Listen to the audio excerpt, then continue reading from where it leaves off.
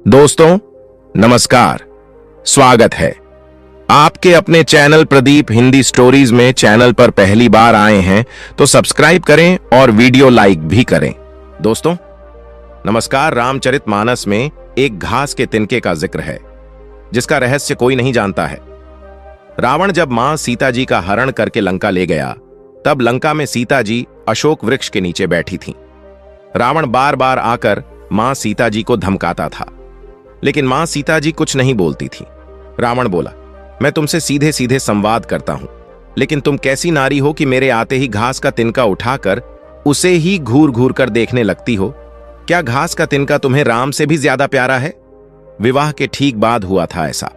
रावण के इस प्रश्न को सुनकर भी मां सीता बिल्कुल भी विचलित नहीं हुई। इसके पीछे था एक वचन का रहस्य जो मां सीता ने दशरथ जी को दिया था।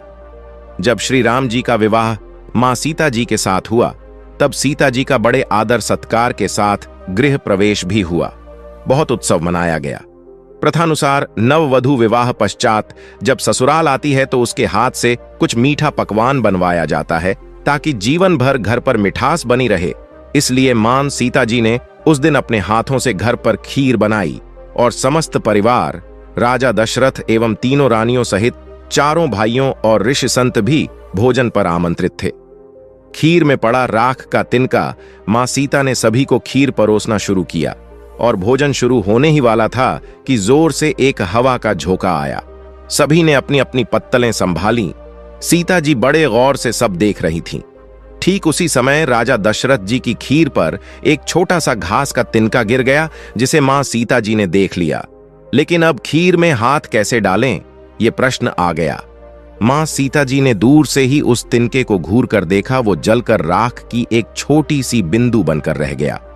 सीता जी ने सोचा, अच्छा हुआ किसी ने नहीं देखा। राजा दशरथ मां सीता जी के इस चमत्कार को देख रहे थे।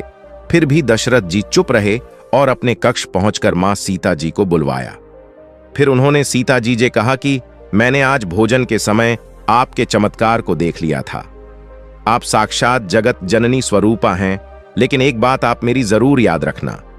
आपने जिस नजर से आज उस तिनके को देखा था उस नजर से आप अपने शत्रु को भी कभी मत देखना। इसीलिए मां सीता जी के सामने जब भी रावण आता था तो वो उस घास के तिनके को उठाकर राजा दशरथ जी की बात याद कर लेती थी। मानस में उल्लेख है, तृणधर ओट कहत वैदेही, सुमिरी अवधपति परम सनेही। यही है उस तिनके का रहस्य। इसलिए माता सीता जी चाहती तो रावण को उस जगह पर ही राख कर सकती थीं, लेकिन राजा दशरथ जी को दिए वचन एवं भगवान श्री राम को रावण वध का श्रेय दिलाने हेतु वे शांत रहीं।